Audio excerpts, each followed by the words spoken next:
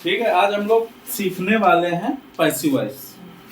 ठीक है, वॉइस यानी पैसिव वॉइस या एक्टिव वॉइस। ठीक है, वॉइस को हम बोलते हैं दो प्रकार के होते हैं, एक होता है एक्टिव वॉइस और एक होता है पैसिव वॉइस।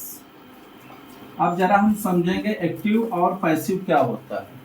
ठीक है, इसको वैसे बोलते हैं वाच्य।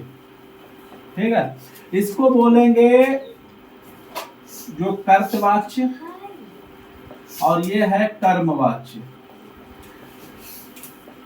ठीक, अब इसको समझो। कई बार हम लोग बात करते हैं वॉइस की, कहते हैं कि पैसिव वॉइस बनाएंगे, एक्टिव वॉइस बनाएंगे, बोलते नहीं बोलते हैं। क्या होता है पैसिव वॉइस, क्या होता है एक्टिव वॉइस, इसको समझेंगे अच्छे से। देखो, एक एग्जांपल के तौर पे हम समझते हैं, एक एग्जांपल के तौर पे हम अच्छे से इस चीज को समझ सकते हैं। अगर हमने कहा, एक शब्द बोला कि राम पुस्तक लेने गया, इस सब वाक्य को हम कितने दो तरीकों से बोल सकते हैं। एक तो राम पुस्तक लेने गया, या दूसरा हम बोल सकते हैं कि पुस्तक राम द्वारा लाई गई। समझ में आया? यानी किसी भी बात को कहने के दो तरीके होते हैं। जैसे हम कह दें, कई बार बोलते मैं यह पेन खरीदूंगा, इसका दूसरा वाक्य हो, जैसे हमने बोल दिया हाँ मैं पेन खरीदूंगा, या इसका दूसरी बात हो सकती है कि पेन मेरे द्वारा खरीदा जाएगा, मेरे द्वारा खरीदा जाएगा। यानी कहने का मतलब दोनों कहे एक ही चीज रहा है, बात एक ही हो रही है, लेकिन उसको कहने के दो तरीके हैं। एक ये, इसको बोलेंगे हम एक्टिव वॉइस, इसको बोलेंगे हम पैसिव वॉइस। पेन मेरे द्वारा खरीदा जाएगा। समझ में? किसी भी बात को कहने के दो तरीके होते हैं। ठीक, अब हम बात करेंगे, हम जो हमारा मुद्दा है उस पे बात करेंगे। हम यहाँ सीखने वाले हैं कि एक्टिव वॉइस को हम कैसे पैसिव वॉइस में कन्वर्ट करें। समझ में आया? हमारा मुख्य मुद्दा है, हम जो आज सीखने वाले हैं वो है कि हम कैसे एक्टिव वॉइस को हम पैसिव वॉइस में कन्वर्ट करेंगे, कैसे बदलेंगे। समझ में आई बात? अब इसको बदलने के लिए एक्टिव से passive, active voice to passive voice बदलने के दो कुछ नियम हैं, उनको हम समझ लेते हैं। सीधी सी बात है, उनको हम समझ लेते हैं। देखो, सबसे पहले हम चलेंगे 12 टेंसों में। कितने में चलेंगे? 12 टेंस। 12 वही 3 टेंस होंगे, उनके 4-4 भाग। एक होता है प्रेजेंट, एक होता है पास्ट, एक होता है फ्यूचर। ये टेंस पढ़े होंगे, और इनके सबके 4-4 हिस्से होते हैं। इनके 4-4 पुत्र हैं सबके, 3 भाई हैं, प्रेजेंट पास्ट फ्यूचर, और उनके 4-4 पुत्र हैं, तो 4 × 12। हम बात करेंगे 12 टेंसों की। ठीक है, और उनमें जितने भी सेंटेंस, जिस प्रकार के सेंटेंस आते हैं, उनको हम कैसे पैसिव वॉइस में कन्वर्ट करेंगे, उनकी बात करेंगे। ठीक है, तो शुरू करते हैं हम। कुछ नियम जान लें। सबसे पहले नियम है, सबसे पहला नियम है, इस खानदान में, जो टेंस वाला खानदान हमने बताया ना, 3 भाई 4 बेटे, ठीक है, उस खानदान में 4 टेंस ऐसे हैं, 4 टेंस। 4 टेंस मतलब सभी के परफेक्ट कंटीन्यूअस, परफेक्ट कंटीन्यूअस, सभी के परफेक्ट कंटीन्यूअस। यानी जो सबसे, तीनों भाई के सबसे छोटे वाले लड़के हैं जो परफेक्ट कंटीन्यूअस सबसे नीचे आते हैं, और इसके अलावा फ्यूचर कंटीन्यूअस, CONTINUOUS। यानी ये 4 टेंस हम लोग रट लेंगे। अगर हमसे कोई कहता है कि प्रेजेंट परफेक्ट कंटीन्यूअस टेंस का किसी ने वाक्य दे दिया कि he has been playing football for 3 hours, इसका पैसिव वॉइस बनाओ, तो हमें याद रखना है कि परफेक्ट कंटीन्यूअस टेंस यानी जो present perfect continuous tense future perfect continuous tense, past perfect continuous tense. इसके अलावा चौथा इनका भाई है फ्यूचर कंटिन्यूअस। इन चार टेंसों की पैसिव वॉइस नहीं बनती है, इनकी पैसिव वॉइस नहीं बनती है। समझ में आया? चार टेंस हैं, सभी के परफेक्ट कंटिन्यूअस, तीन वो हो गए भाई, और इसके अलावा फ्यूचर कंटिन्यूअस, यानी इन चार टेंसों की हम पैसिव वॉइस नहीं बना सकते। समझ में आया? इन चार की हम पैसिव वॉइस नहीं बना सकते। पहला नियम ये याद रखिएगा। दूसरा नियम, नंबर 2 नियम, जो नियम नंबर 2 है,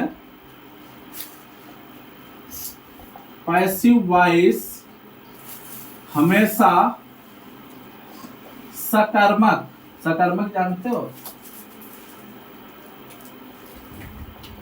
सकर्मक क्रिया वाले वाक्य की बनती है।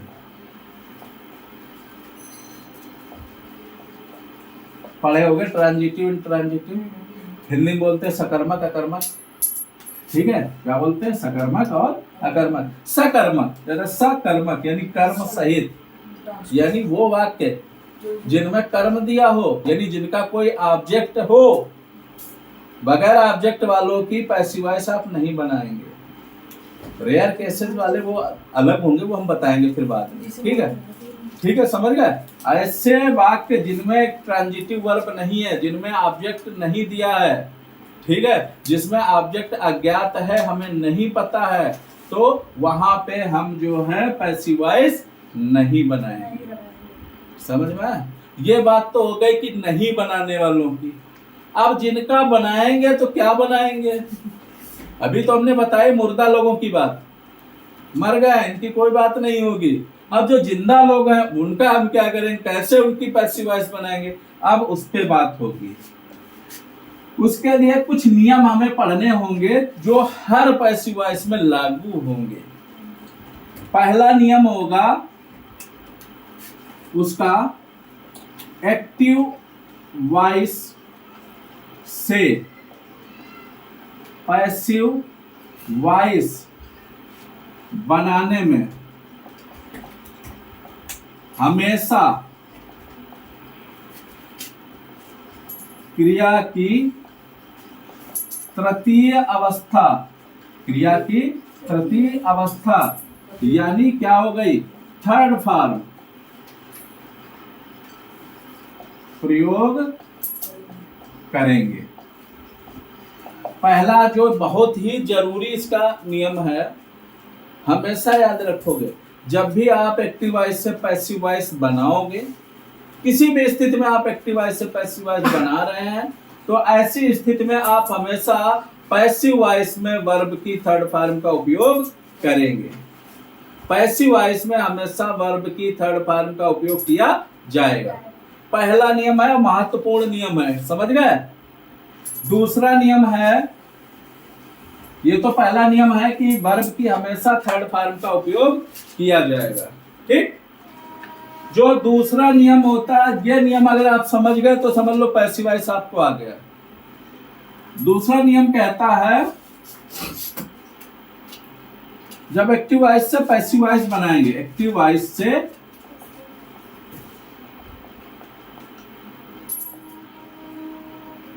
पैसिव वॉइस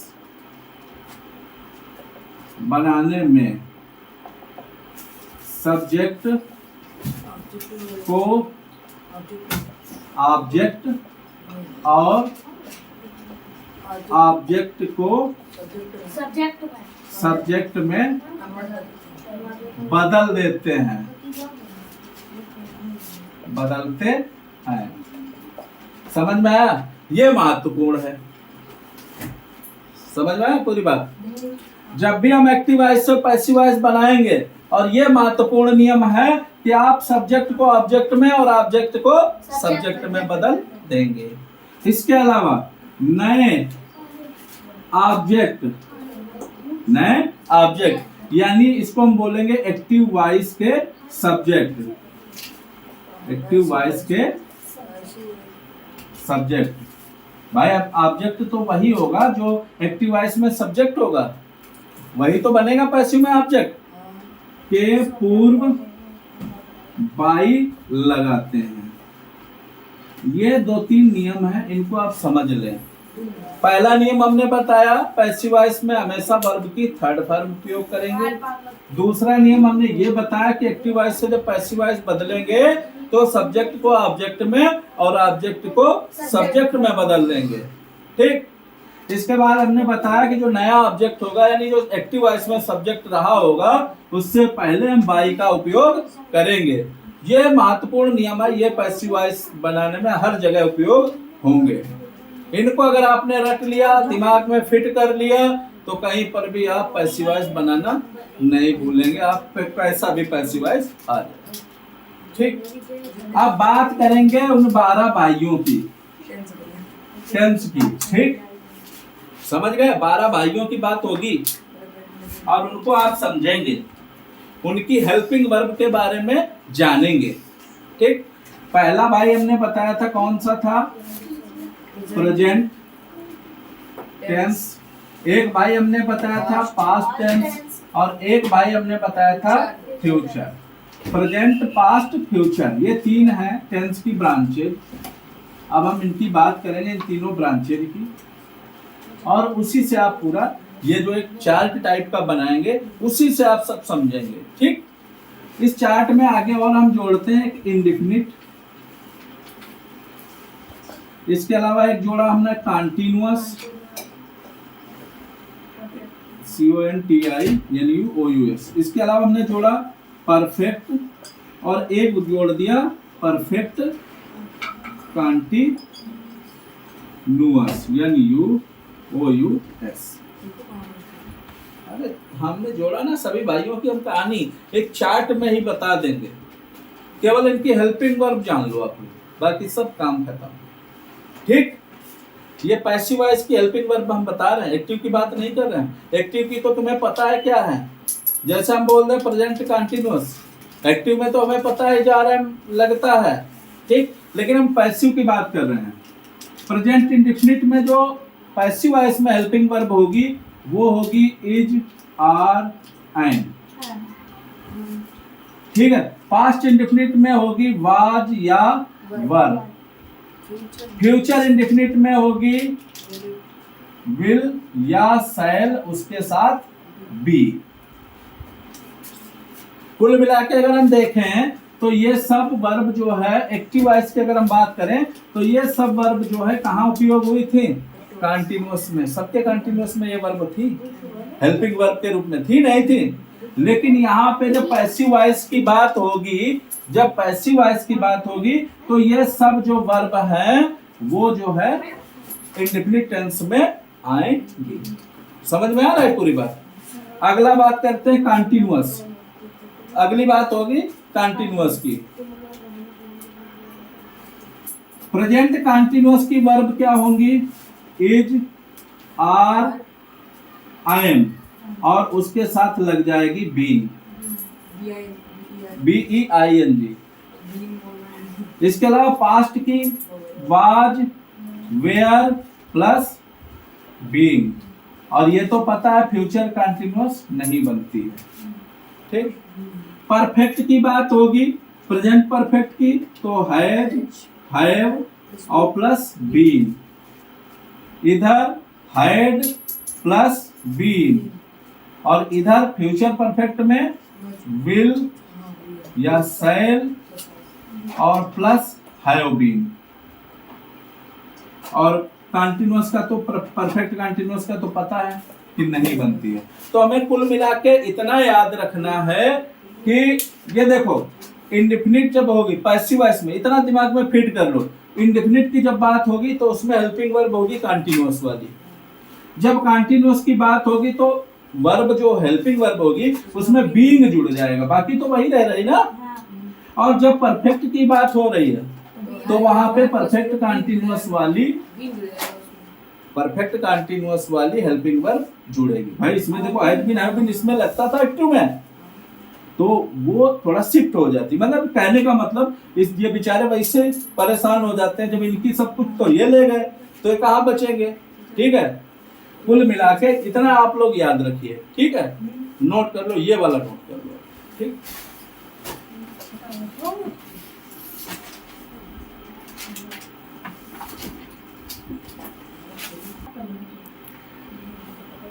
ठीक है, बात करते हैं। देखो इतना आप लोगों ने सीख लिया, अब हम समझाते हैं आपको, 2-3 उदाहरण बताएंगे तो आपकी समझ में आएगा, कुछ कुछ समझ गए।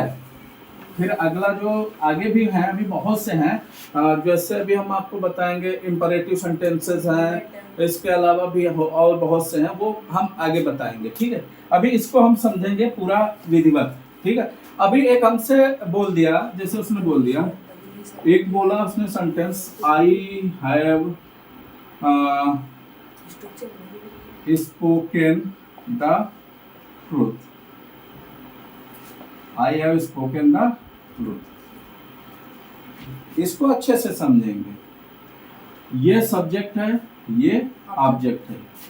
हमने पहला नियम बोला था, ऑब्जेक्ट को सब्जेक्ट में बदलेंगे और सब्जेक्ट को ऑब्जेक्ट। समझ में आया? तो अब जब पैसिव वॉइस में होगा, अभी ये ऑब्जेक्ट था, अब पैसिव वॉइस में ये जो है क्या बन जाएगा? सब्जेक्ट, और ये क्या बन जाएगा? ऑब्जेक्ट।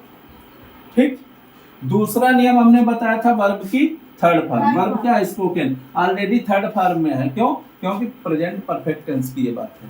ठीक, पहला हमने बोला था सब्जेक्ट को ऑब्जेक्ट, यानी अब हम द ट्रूथ हो गया, द ट्रूथ। ये किस टेंस की बात है? प्रेजेंट परफेक्ट टेंस की। उसमें अभी हेल्पिंग वर्ब हमने बताई थी, परफेक्ट में क्या होती है? परफेक्ट कंटीन्यूअस वाली हो जाती है, तो यहाँ पे हैज बीन या हैव बीन हो जाएगी। तो ट्रूथ है, इसके साथ क्या लगेगा? Has been. फिर वर्ब की थर्ड फॉर्म यानी स्पोकन, और बाई, आई का ऑब्जेक्ट क्या बन जाएगा? मी। आई का ऑब्जेक्ट क्या बन जाएगा? आई, माई, मी, वी, अवर, अस, ये सब तो पूरा पढ़े होगे प्रोनाउन वाला। ठीक है, आगे बात करते हैं एक और सेंटेंस से।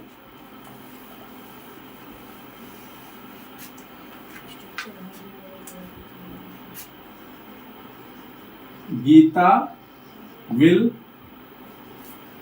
Play cricket. ठीक है, गीता विल प्ले क्रिकेट। हमने क्या बोला? ऑब्जेक्ट को सब्जेक्ट, सब्जेक्ट को ऑब्जेक्ट। यहाँ पे ऑब्जेक्ट है क्रिकेट, अब पैसिव वॉइस में सब्जेक्ट बन जाएगा, तो क्रिकेट। ठीक है, विल लगा है तो विल ही लगा रहने दो, आई और उसके साथ सैल लगता है, शेषकर्ताओं के साथ विल। ठीक है, तो यहाँ पे क्रिकेट के साथ लगेगा विल। और हमने बताया कौन सा टेंस है? Future indefinite. फ्यूचर इंडेफिनिट में क्या होता है? विल बी, शैल बी होता है, तो यहाँ पे हमने लगा दिया विल बी। उसके बाद वर्ब, वर्ब क्या? प्ले। प्ले की थर्ड फॉर्म, हमने कहा पैसिव वॉइस में हमेशा थर्ड फॉर्म लगेगी, तो यहाँ पे सोचना कुछ नहीं, प्लेड। उसके बाद बाई, किसके द्वारा? गीता। बहुत इजी है, कोई कठिन नहीं है। क्या?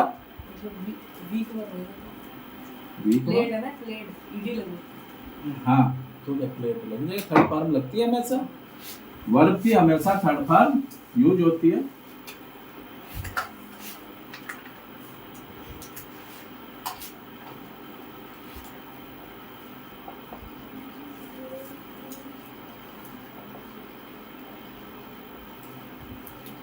हाँ, इसको अब बनाओ आके, आज हम बनवा लेते हैं तुमसे। आ जाओ, बनाओ के, आ जाओ। पहले क्या करेंगे? सब्जेक्ट को ऑब्जेक्ट में बदलेंगे, बदलो।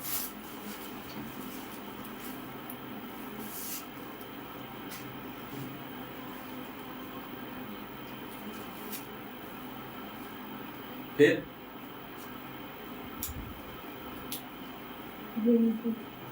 कौन सा टेंस होता है? विल बी, शैल बी वाला।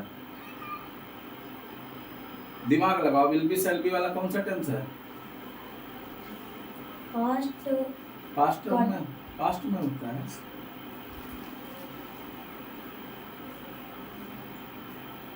कौन सा टेंस है ये? फ्यूचर। फ्यूचर का कौन सा? फ्यूचर का कौन सा है ये? हाँ, फ्यूचर का कौन सा है ये? फ्यूचर का कंटिन्यूअस है, तो फ्यूचर कंटिन्यूअस में क्या वर्ब होगी? Will be. अभी मारेंगे इतना। अभी हमने बताया था 4 भाइयों की कहानी, 4 भाई बताए थे। हाँ। उसमें तो ये भी है, ये वाला भाई भी है अपना। इसकी पैसिव वॉइस बना पाओगे? नहीं बनेगी। क्यों नहीं बनेगी? क्योंकि ये फ्यूचर कंटिन्यूअस टेंस का वाक्य है। हमने स्पष्ट बोला था, पहली लाइन ही बताई थी कि तीनों भाई है वो परफेक्ट कंटिन्यूअस वाले, उसके अलावा एक भाई ये हो गया फ्यूचर कंटिन्यूअस। इनकी पैसिव वॉइस नहीं बनती है। समझ में आया? तो इसकी पैसिव वॉइस नहीं बनाने का पकड़ ले तो झट से आके। ठीक है, समझ में आई पूरी बात? ठीक है, चलो ओके।